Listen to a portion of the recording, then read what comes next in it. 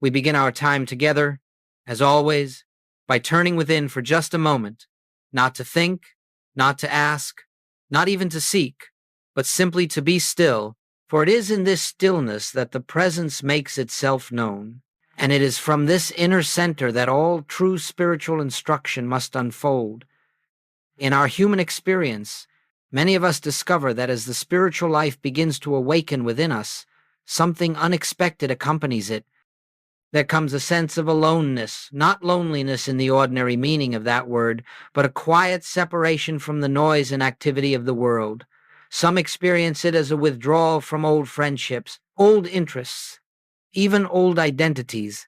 Others feel it as a gentle inner distance, a recognition that the outer world no longer satisfies as it once did.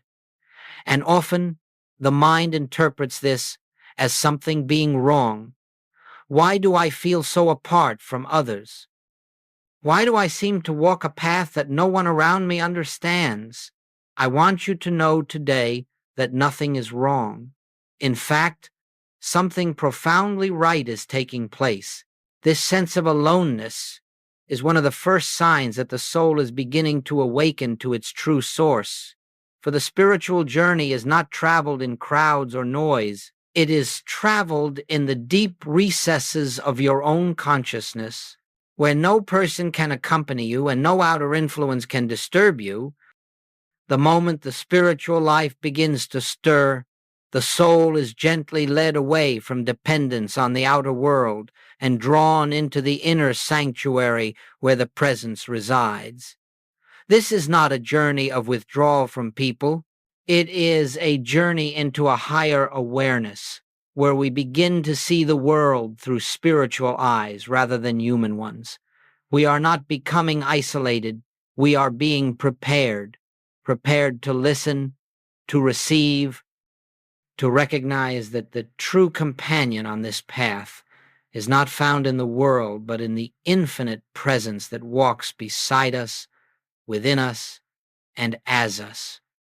And so, if in recent months or years you have felt this quiet separation, do not interpret it as emptiness. Do not imagine that you are losing something. You are being led inward, where the true riches are found. You are being invited into the silence that becomes the foundation of the spiritual life. You are beginning the same journey that every mystic, every seeker of truth has walked from the beginning of time, the journey from the outer sense of life to the inner realization of God as the core and essence of your being. In the minutes ahead, we will look at why this sense of aloneness appears, what it truly means, and how, when rightly understood, it becomes not a burden, but a blessing. For behind this experience lies the great discovery that you are never alone and never have been.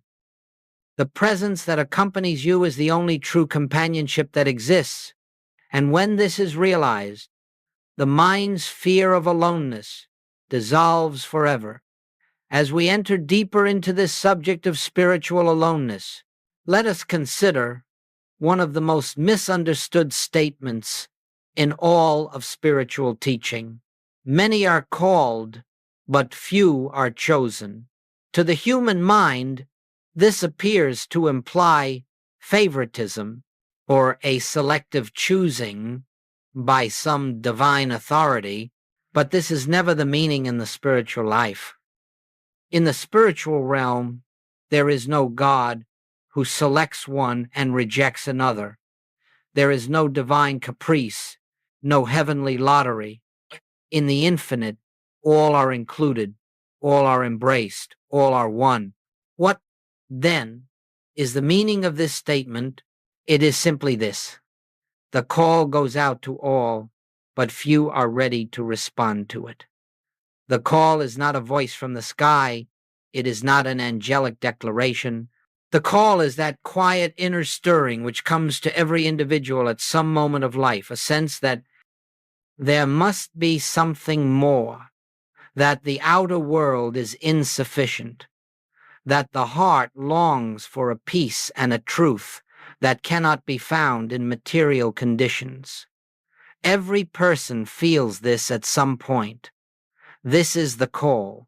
But to respond requires a different kind of readiness. It requires a willingness to turn within, to be still, to relinquish the search for satisfaction in outer things, and to trust the silent leading of the Spirit. Not everyone is prepared for this.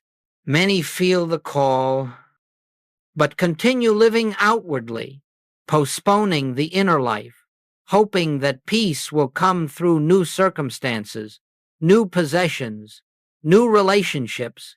The call is felt, but not answered. Those who do respond are not chosen by God. They are those who have chosen to listen.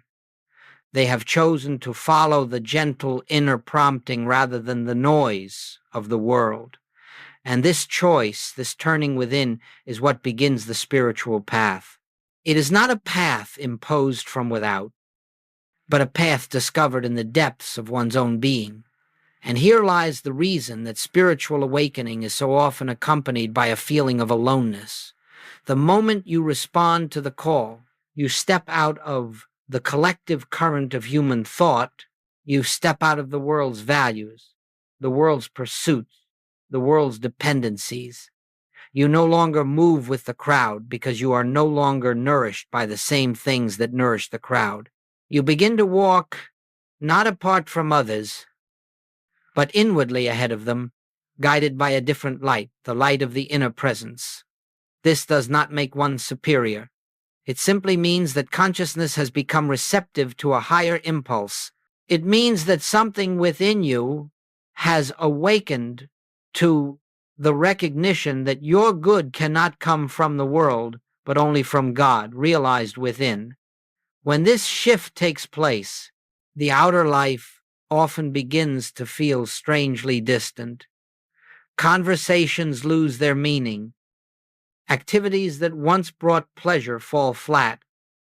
People who are central to your life may no longer feel aligned with the direction your consciousness is moving, and the mind, not yet accustomed to this new dimension, interprets this change as isolation, but it is not isolation. It is unfoldment. You are not being separated from others. You are being prepared for a deeper union. A union that begins with the recognition of your own oneness with the infinite. This is why, in the early stages of spiritual development, the path feels solitary. It is not because few are called, but because few are ready to go within deeply enough to hear and to follow the guidance that the call brings. Once you understand this, you will not fear this aloneness. You will recognize it as the sign that the Spirit has drawn you inward, away from the world's distractions, so that you may come into conscious contact with the presence that has been with you from the beginning. As we continue our meditation on this subject, let us gently observe a truth that becomes evident to every sincere seeker. The moment the inner light begins to dawn, the world appears to grow dim. This is not because the world has changed, but because the faculties by which you lived have been touched by spirit, and what once satisfied you no longer suffices. In the human experience, our sense of identity is built upon outward things, relationships, occupations, accomplishments, past memories, and future expectations. These form the fabric of the personal life. But when the spiritual awakening begins, this fabric quietly loosens. You discover, sometimes to your surprise, that the desires which once drove you no longer hold the same power. The conversations that once stirred you now leave you empty. The activities that once entertained you no longer nourish your heart. This is the beginning of that sense we call isolation. But it is not isolation in the spiritual sense.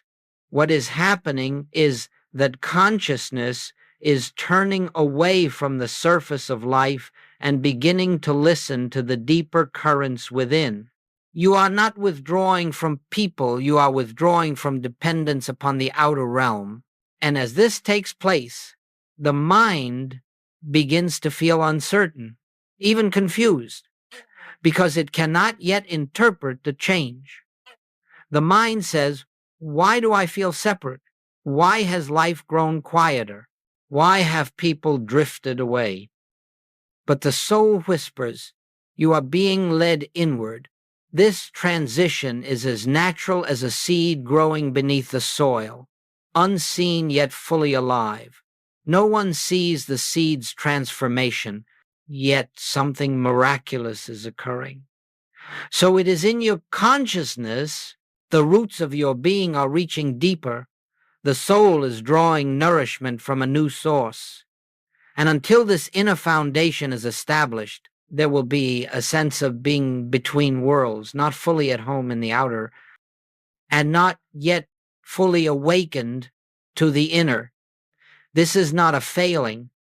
It is the necessary passage every mystic has walked, for the spiritual path does not begin with fullness. It begins with emptiness, a clearing away of what is no longer true, so that the truth may be revealed. As consciousness awakens, you begin to perceive life differently. You look at the world and feel a compassion you did not know before. You see fear where others see anger, innocence where others see guilt, unity where others see division. And because this vision is not yet shared by those around you, it may seem as though you live in a different atmosphere, breathing a different air, but you are not alone in this atmosphere. You are simply becoming aware of a dimension that was always present but previously hidden. Goldsmith often taught, when you awaken out of the world, not out of people, but out of the world's belief in separation. And this awakening, though it may feel solitary, is the very doorway into companionship with the infinite. Human companionship, as precious as it is, can never take the place of the inner assurance that comes from knowing that I and the source of my being are one. Until this assurance is felt, the soul walks gently, sometimes quietly, sometimes even with a sense of being misunderstood. But all of this is temporary. The loneliness is not a condition, it is an indication that the old identity is dissolving and the new identity, rooted in spirit, is emerging. Therefore, let us not resist this phase. Let us not try to fill it with noise or activity. Let us not seek to recreate the outer pleasures of yesterday. Instead, let us rest in the recognition that this sense of isolation is the Spirit's way of loosening our grip on the external so that the internal may reveal its presence. As the outer world grows quieter, the inner world becomes clearer. And soon we begin to discover that this aloneness is not loneliness at all. It is the silence of God preparing to speak. As we move further into this contemplation, let us open ourselves to a truth that is central to the spiritual life. True companionship is not found in the outer world, but in the realized presence within. The unfolding of this truth marks one of the most delicate transitions on the path, a transition from seeking support, comfort, or understanding from the world to discovering that all of this has its source in the infinite that dwells at the center of your being, in the ordinary human sense of life. Companionship is measured by human relationships, family, friends, colleagues, communities, and while these relationships have their rightful place, they are not the foundation of spiritual living. They cannot be. For anything built upon persons, conditions, or circumstances is subject to change, and what is subject to change cannot be the rock upon which the soul establishes its peace. When the spiritual call is answered, the first thing we notice is that this dependence begins to dissolve not through effort, not through renunciation, but through a quiet inner recognition that the peace we have sought from others has never truly come from them. It has always come from the presence that speaks in the silence of our own being. Others may have been the occasion through which love seemed to flow, but they were never the source. And when this realization dawns, something profound happens. We stop looking outward for what can only be found inward. This is the beginning of inner companionship. At first, it may feel as though something is being taken away. People drift, interests shift, conversations no longer nourish. The mind interprets this as loss, but in truth, nothing is being taken from you. Rather, something greater is being revealed to you, the eternal presence that has always lived at the center of your consciousness, quietly waiting for your recognition. Goldsmith would often say, "When you make God your companion, you discover that you have never walked alone." This is not poetry. It is spiritual fact, for the presence that formed you, sustains you, and lives as your very life cannot abandon you, cannot distance itself from you, cannot separate itself from its own expression. The only veil that ever existed was the belief that you must find fulfillment in the outer realm. And when this veil begins to lift, the inner realm becomes luminous. This transition does not ask you to reject anyone. It does not require solitude or withdrawal. What it does require is recognition. Recognition that God is the true companion, the true support, the true comfort, the true intelligence, guiding every step of your journey. And once this recognition takes root, even relationships in the outer world take on a different quality. They are no longer relationships of need or dependency, but relationships of shared being, where each person is seen as an expression of the one life. It is in this stage of unfoldment that silence becomes sweet, not empty. Quiet moments become rich, not barren. Solitude becomes a sanctuary, not a void. For you begin to sense, sometimes faintly and sometimes with great clarity, the living presence that accompanies you. This presence does not speak in words, but in assurance. It does not answer with explanations, but with peace. And in this peace, you discover that you have entered into a companionship that is deeper than any human relationship, because it is not dependent upon form, it is dependent solely upon realization. Let us understand, then, that the feeling of aloneness is not the disappearance of companionship, but the reorientation of companionship from the outer to the inner, from the changing to the unchanging, from the personal to the infinite. And once this shift is made, you will find that you can walk through the world with others, yet never lose the companionship of the presence that goes before you, prepares the way, and fulfills every need before you ask. This is the companionship that the spiritually awakened soul discovers. It is the realization of the Christ within. And when this comes, the soul knows that it has found the true foundation upon which all of life must be lived. Let us turn our attention now to a phenomenon that every earnest seeker will eventually encounter: the discovery that one's inner unfoldment seems to move ahead of the general consciousness of the world. This, too, contributes to the sense of aloneness on the spiritual path. But again, when rightly understood, it is not loneliness at all. It is simply the nature of spiritual awakening.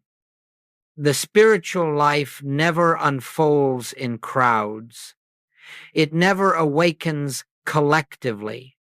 It awakens individually, one consciousness at a time, like lamps being lit in the night, There comes a moment when something within you begins to see differently, feel differently, interpret life differently. You find yourself perceiving a unity where others still see division, a peace where others feel conflict, a spiritual reality behind the appearance of material conditions. And because this inner sight is not yet common to those around you, it may seem as though you walk ahead quietly, almost invisibly guided by a light that others do not yet perceive. But this does not make you special. It does not make you chosen in the human sense. It simply means that your consciousness has become receptive to a deeper reality. You are responding to the call that many have heard but have not yet turned inward to follow. And that response naturally places you in a different relationship with the world. You may find that old conversations no longer engage you. You may feel that you stand apart from the fears, the conflicts, the anxieties that occupy the human mind. You may sense that your values are shifting, that peace is now more important than argument, that harmony means more than being right, that truth is more compelling than tradition. This shift is not something you engineer. It happens naturally as consciousness awakens to the presence of God within. Because of this, you may feel ahead of your surroundings, not ahead in superiority, but ahead in awareness, ahead in sensitivity, ahead in your ability to recognize the unreal nature of fear, discord, and limitation. The collective human consciousness may still be absorbed in shadows, while something within you has caught a glimpse of the light behind those shadows. This spiritual sensitivity has a purpose. It is the preparation for service, not service in the sense of doing, but service in the sense of being. For when you have risen into a higher conviction of the presence, you carry an atmosphere with you. That atmosphere becomes a blessing to the world. Even when no words are spoken, Goldsmith reminded us that the consciousness of truth in one individual becomes the light of the world, and it becomes the light precisely because it is not dependent on outer conditions. To walk ahead in consciousness is simply to walk with transparency to truth. You see what others have not yet seen, and you love them precisely because you understand that their fear, their resistance, their misunderstanding is only temporary. They are not separate from God. They are simply not yet aware of their union with the infinite. And when this realization becomes clear to you, compassion takes the place of judgment. You do not feel superior. You feel responsible not to teach, not to convince, but to maintain your awareness of the presence. This quiet awareness becomes your ministry, whether or not you speak of it. Everywhere you go, you carry with you a consciousness of peace, of safety, of assurance, and even when others do not understand what you understand, they feel something in your presence. They feel the calm, the non-reaction, the absence of fear. This is what it means to walk ahead. You walk as one who has seen behind the veil and therefore cannot be disturbed by the play of shadows. But walking ahead is never walking alone. It is walking with the presence. It is walking with the inner assurance that you are guided, sustained, and upheld by the infinite. And while others may not accompany you outwardly, they are included within your consciousness of oneness. You carry them not as persons, not as separate beings, but as part of the same infinite life that animates your own existence. Thus, what appears at first as isolation becomes, in truth, the recognition of unity at a level deeper than human understanding. You are not ahead to distance yourself from others. You are ahead to see more clearly the truth that will eventually be revealed to all. As we continue unfolding this theme, we come now to one of the most sacred truths in the spiritual life, the discovery of silence, as the doorway to divine companionship. It is here, perhaps more than anywhere else, that the sense of aloneness begins to dissolve and the reality of the presence begins to dawn, not as a belief, not as a hope, but as a living experience. In the human sense of life, silence is often associated with emptiness, with absence, with the lack of something. But in the spiritual life, silence is fullness. It is the atmosphere in which the presence makes itself known. It is the womb of spiritual realization, and until we become comfortable indeed, at home in this silence, we cannot fully understand the meaning of divine companionship. You see, as long as we look to the world for our sense of connection, our sense of identity, or our sense of support, we cannot hear the gentle whisper of the Spirit. The world speaks loudly, the Spirit speaks softly, and until the outer noise subsides, both the noise around us and the noise within us, the inner voice remains unheard. This is why, in the earlier stages of awakening, the soul is led into what feels like solitude. It is not punishment, it is preparation. The Spirit is preparing a space within your consciousness where something higher may enter. And this space must be quiet, quiet of fear, quiet of desire, quiet of striving, quiet of expectation. Only in this quietude can the presence register, Goldsmith often said. In the silence, God becomes real. He did not mean that God becomes real in the sense of coming into being. God is always real. What happens is that our awareness of God becomes clear, unobstructed, unclouded by human thinking. In this silence, you begin to feel, not imagine, not believe, but feel the presence of an infinite love that watches over you, moves through you, sustains you. At first, it may be subtle, a warm assurance, a quiet sense of release, an absence of fear. Later, it becomes unmistakable. You begin to know that you are never alone, not because someone told you so, but because the presence has revealed itself in the very depth of your being.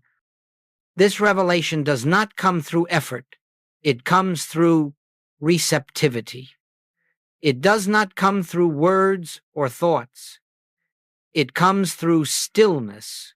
And it is in this stillness that divine companionship becomes more real than any human relationship could ever be. For human relationships may falter, may change, may come and go, but the presence that reveals itself in silence is eternal, unchanging, closer than breathing, nearer than hands and feet. Many seekers misunderstand silence. They approach it as a technique, as something to practice for results. But silence is not a technique. It is a state of consciousness. It is the recognition that nothing needs to be added. Nothing needs to be sought. Nothing needs to be changed. God is already here. And when you enter the silence with that recognition, not as a thought, but as a resting then, the presence that has always been there becomes evident. It may reveal itself as peace. It may reveal itself as joy. It may reveal itself as a sense of safety. It may reveal itself simply as the absence of fear. But whatever form it takes, it is always the same presence, the same I that is the core of your being. And once you have touched this inner companionship, you will never again believe that your well-being depends upon outer conditions. You will never again feel the same sense of abandonment or isolation, because you will know that the infinite walks with you, lives as you, and goes before you in all things. Thus, silence is not an empty space. It is the meeting place between the human and the divine. It is the moment when the personal sense yields to the infinite. And in that moment, whether it lasts a second or an hour, you know what Goldsmith meant when he said, "Where the presence is realized, there is peace." The gift of silence is that it reveals the only true companionship you will ever need, the companionship of God realized as your own being. And once this realization has touched you, even briefly, you are never again truly alone. As we stay within this atmosphere of stillness, let us look now at a beautiful truth that unfolds naturally on the spiritual path. After the soul has discovered inner companionship with the presence, outer companionship returns, but in a new form, on a higher level, free from dependence and fear. Many seekers fear the sense of aloneness that accompanies the beginning of their awakening. They imagine that the spiritual life will require them to walk apart from the world forever. But this is not the case. The period of solitude is only temporary. It is a preparation, not an ending. When you no longer rely on the world for your peace, when you no longer seek from others what only God can provide, when your heart has tasted the sufficiency of the presence, then outer companionship begins to reappear.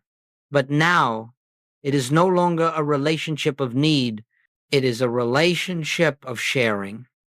It is no longer driven by fear of loss, fear of abandonment, or fear of rejection. Instead, it flows from the fullness of what you already are. You see, it is only the empty cup that grasps for relationships. The cup that is full spills over, and in the spiritual life, that overflow becomes the basis of true relationship. Goldsmith would often remind us that when we no longer cling to the outer returns not as a source, but as an expression.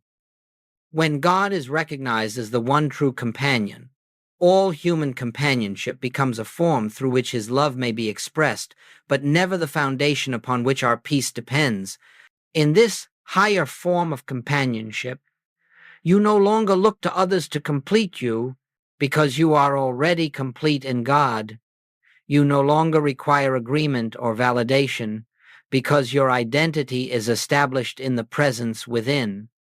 You no longer fear the loss of anyone because you know that all companionship is God, companionship appearing in infinite forms.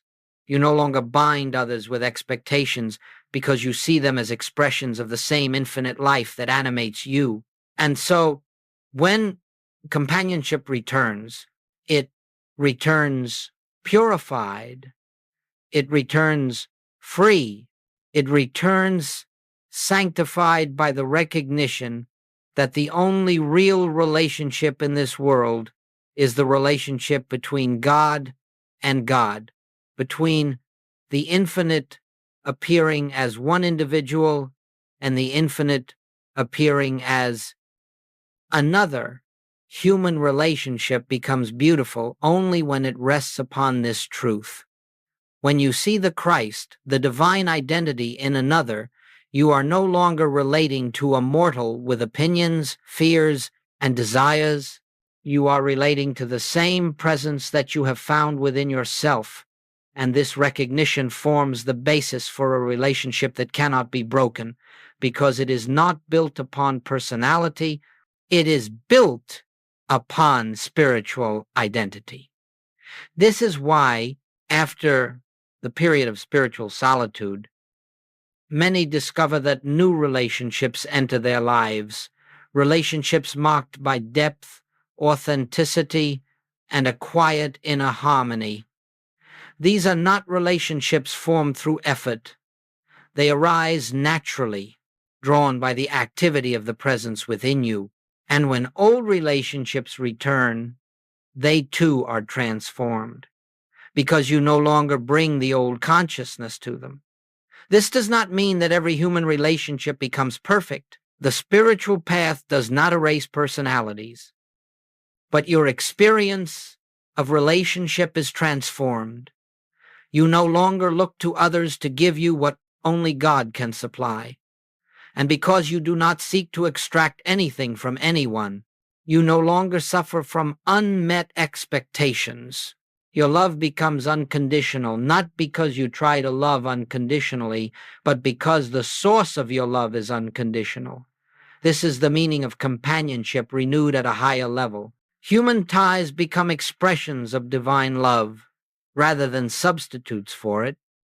And so, when companionship returns, it does not replace your inner solitude. It complements it.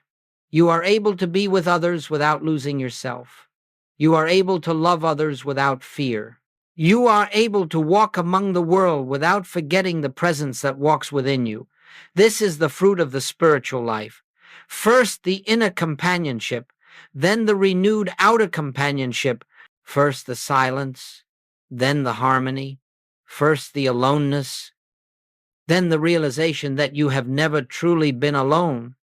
As our contemplation deepens, let us look now at what it means to live beyond loneliness, not by filling the outer life with activity, but by resting in the consciousness of one presence. By the time the soul has walked through the periods of quiet, of aloneness, of inner transition, something subtle but transformative has taken place. You have begun to sense that the presence which once seemed far away is, in truth, the very life of your own being. And when this realization begins to dawn, loneliness is gently dissolved, not by effort, but by understanding. Loneliness is a belief in separation. It is the belief that there is me here and God somewhere else. Me here and others somewhere out there. But you see, there is no such separation in God. God is indivisible. God is infinite. And because God is infinite, there can be nothing outside of God. Not you, not your neighbor, not the so-called stranger. There is only one life, expressing itself as infinite individualities. When this is understood, even faintly, the idea of being alone loses its meaning.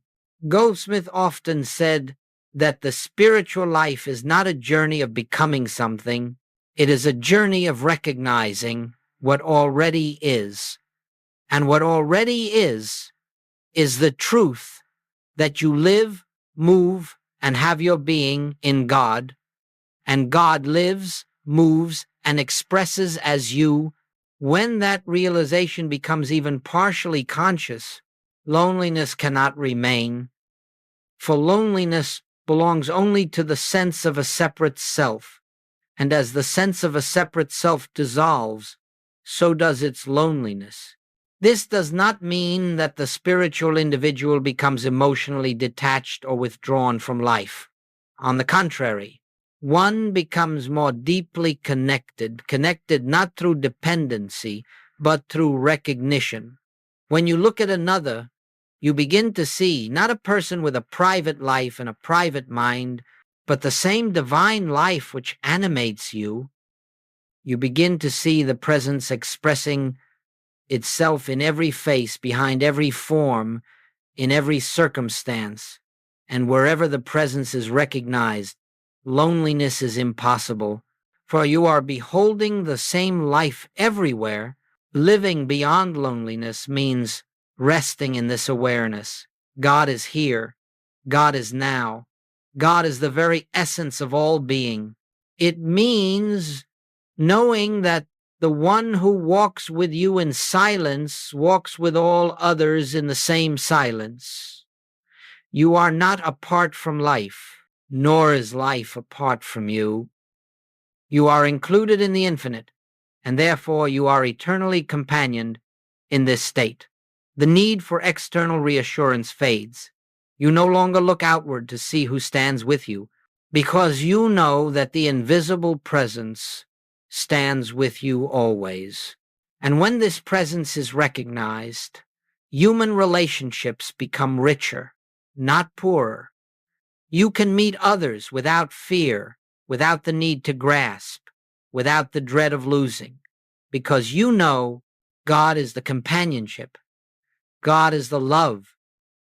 God is the support. God is the fulfillment. And so you begin to live from a center that is whole. You meet life from a consciousness that is full. You rest in a peace that the world cannot give and cannot take away. The spiritual journey has brought you to the realization of oneness, and that realization is the end of loneliness. But know this, the peace you experience is not something you have achieved. It is something you have uncovered. It was always present, always available, always your true nature. Loneliness was the dream. Oneness is the reality. And now, as consciousness expands, you begin to live from that reality, not occasionally, not only in meditation, but more and more as the natural state of your being. To live beyond loneliness is to walk through the world with an inner assurance. I and the presence are one, and this presence is all that truly is. From this assurance flows a serenity that no circumstance can disturb. From this assurance flows a love that does not fluctuate. From this assurance flows a companionship that is eternal. This is the fruit of the spiritual path. This is the gift awaiting every soul.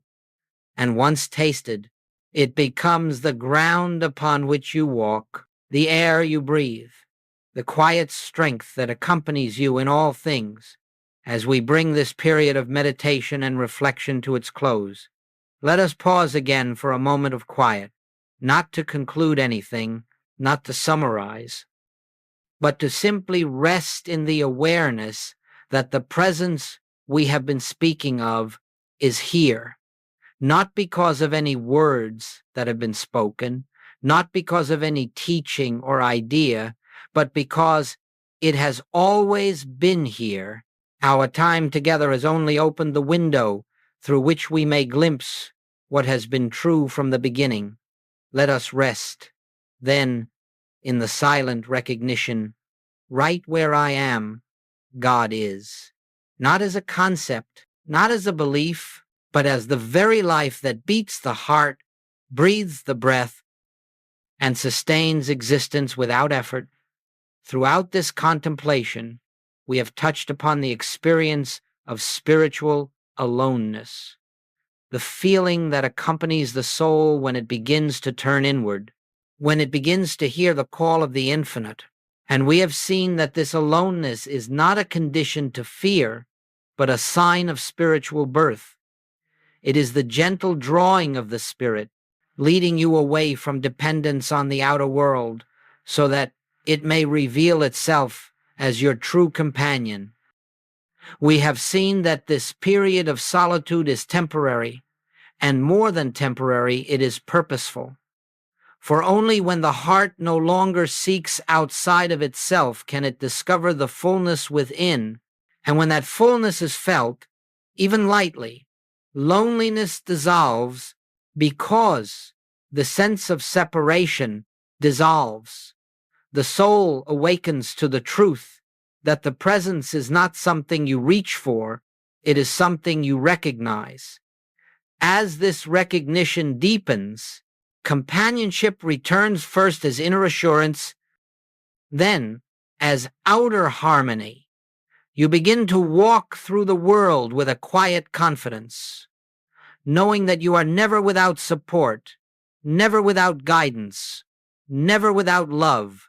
The presence that goes before you prepares the way. The presence that walks with you sustains you. The presence that lives as you expresses itself in ways the human mind can never plan or predict. Let this awareness be your resting place. You are not alone. You cannot be alone, for the infinite cannot divide itself, cannot abandon its own expression, cannot be absent from any point of its creation. As we close, let us return once more to silence, not to end the experience, but to let the presence speak where words can no longer reach. In this silence, let the truth settle in your being. Where I am, God is, and that is companionship enough. May this awareness go with you as you rise from meditation. May it accompany you through your daily tasks.